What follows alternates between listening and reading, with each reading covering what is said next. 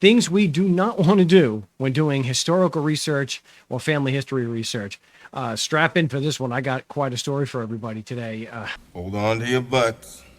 It was a real emotional roller coaster, and it's not the video that I planned on doing, but it is a video that I think is necessary. I figured I might as well do this because it might help somebody avoid some pitfalls, which is maybe more common to family history and historical research than we know. I know for myself that this has happened before, and this is quite a bit different, though. This is the first time I saw something on TV or something from a television show that may have had a personal connection.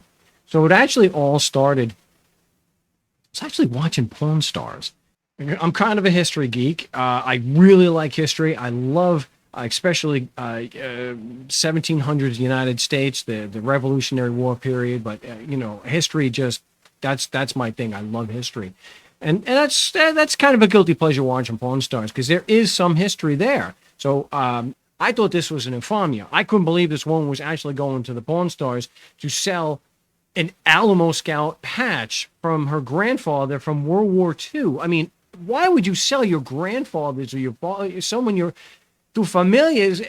Why would you? And spoiler, she did not actually sell the patch, which is really good. But let's just watch a few minutes and you can see why I was so interested in this initially. We have the Alamo Scouts patch and Very nice. His graduation certificate. Wow, that's interesting. Okay, so now this was like a secret organization, but not secret? It was, yeah. The fellow who ran the 6th Army, General Walter Kruger, decided that he needed a long-range group of scouts, and they basically answered directly to him. But it wasn't a unit that the Army assigned you to. The patches were designed by the unit, and because these were unofficial, there were only 440 made. And as a member of the unit, you could buy one. That's cool, but here's the big question. So I'd never heard of the Alamo Squad before this, but what got me was the name on the document. Her grandfather's name is Dominic Scipio, and of course, hey, come on, it's a paisan. That's as Roman a sounding a name, possibly even Sicilian. Turns out, I did some research, and I got a picture. Dominic Scipio was actually Italian. And I really was interested in finding out more about the Alamo Squad. I'd never heard of this. Turns out there's 2 movies. 2! And one with John Wayne, so it was a pretty big deal. So the Alamo Scouts there was several hundred that were trained. Not only about 400 and change actually made the graduation. And Dominic Scipio was a part of that. So if we go to the Alamo Squad, alamoscouts.org, they have a list of all those who graduated, and Dominic Scipio is on there. And of course, the document is actually in the Pawn Stars episode, so you can see it there also. He did graduate. So I'm doing some research here on the Alamo Scouts, and it turns out that they were involved with they liberated, this is what the movies were about, they liberated a POW camp in the Philippines, and it was the Cabanatuan POW camp, and so I looked that up, and it happened on January 30th, 1945 in the Philippines. Well, now this starts to get the juices going. I'm thinking, wow, January 30th, 1945, Philippines, POW, and I immediately think of this picture here, which is on Life magazine. And it says, Lee Rogers and John C. Todd sit outside a Japanese prison camp following their release by Allied forces, Manila, Philippines, February 5th, 1945. And what's interesting here, this is what got me, was this man right here is Lee Rogers. I actually know his son, and I've known him, his family for, 25 years. This was quite an experience. So I'm thinking, hey, wait a minute.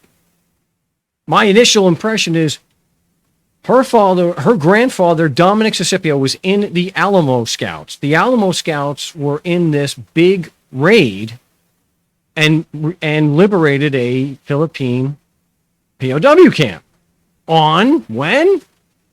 January 30th, 1945. So it stands to reason that this picture taken on February 5th of 1945, the same week, it's very possible that Dominic Scipio may have had a hand in that. This is pretty cool. So I get in touch with Lee Rogers' son. And I said, hey, what camp was your dad in? The thing about the Cabanatuan prison camp is that there were a lot of soldiers from the Bataan Death March at the Battle of Bataan. And Lee Rogers' son had not remembered whether where the camp he was in. And I don't remember him ever telling me that his father was in the Battle of Bataan and that he was part of the Bataan Death March. Well, it turns out that Lee Rogers and John C. Todd were civilians. They weren't in that. So my big story is starting to fall apart. And I thought it was really cool because the colonel who led the march was, look at this name, Henry Mucci. So you'll know where this is going. Now, Henry Mucci is about as Sicilian a name as the name Mucci is pretty Sicilian. So I'm thinking, wow, could Dominic Scipio, a Paisan, been led into battle, this rescue mission, by a Sicilian, who then rescued someone whose dad, someone who's, a friend of mine's dad. So I look down here, and yes, Mucci is from Sicily. It is reported here that he is from Sicily. Cool. Well, you got to have all your documents, all your ducks in a row.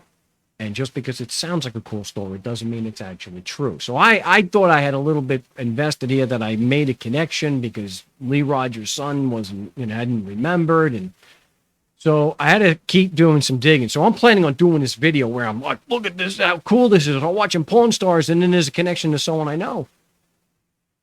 Especially when you're talking about liberating a POW camp. Wow. So I had to go to the source. This was on cover of Life magazine, and it was done by an American photographer, Carl Middens. I'm probably mispronouncing that, and I apologize. And he and his wife were photographers for life. And if you go to life.com and you do a search for Lee Rogers, you'll find this picture, which is like right after this one. I always had this thing about looking at old pictures, like what happened right after the picture was taken. And with this picture, it's probably that. But in reading here on Life magazine, his wife, Shelley Middens, she says, in the prison camp at Santo Tomas in the Philippines. So Santo Tomas is not Cabanatuan. They're close, but they're not. And different units did each liberation. So there was no connection there. It seemed pretty good. So when you put together the January 30th, 1945, together with February 5th, 1945, and it is Luzon, it's the same island, I thought I stumbled on something. But upon further research, of course, you got to have your sources. You got to know that the information is accurate. We know that it was two different camps, and it was not the Alamo squad that was here at Santo Tomas. Another thing, and I'm not raining on anyone's parade, it turns out, and I didn't remember this from the actual video, Pawn Stars, but while Dominic Scipio was a part of the Alamo Scouts, he was not one of the 138. And what's amazing, though, is all 138 of the ones who actually saw battle and went on missions, all 138 survived the war. If we go down here, you'll see that, unfortunately, Mr. Scipio is not here. Still a part of the organization, and he graduated, and we saw that he has the record, was not part of any rescue missions. Still a certified badass, though. But we do have some video documents of those who were there. So Galen Kittleson, and he is here on the roster for the 138. He was there, and he talks about, he was at the raid at Cabanatuan with Henry Mucci, led by a Sicilian The greatest raids in American military history, led by a Sicilian. Very cool. And there's some footage of him doing interviews, which is really cool. So we'll play just part of that. I know it was noisy as all heck right when they attacked it, of course, because the Rangers really done a super job. You got that gate open and those suckers really poured in there. I didn't fire around there because I didn't have to. My job was to get those prisoners to the river. So I guided them. Sometimes you had to almost grab a hold of them to keep them going in the right direction. But dude, how cool is that? So Galen Kittleson actually is the grandson of Norwegian immigrants. So you could probably see that they were probably the sons of a lot of immigrants that were part of that, of both raids.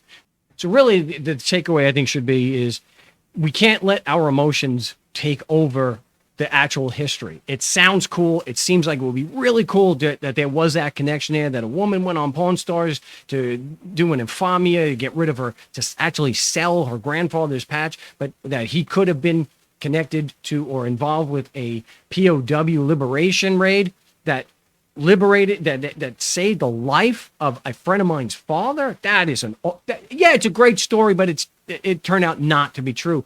But it's still awesome parts of history that should not be forgotten. And especially these Alamo Scouts that, wow, 138, they all came out of the war unscathed. And what an impact on history that they had. They saved the lives of hundreds and hundreds of people. It would have been great. Turned out not to be. But I did get to do some research and found out a bit about some history that I didn't know before. And so people like the Alamo Scouts and what they did should never be forgotten. So, hey, I'm Mark. This is Epic Genealogy, and thanks for watching.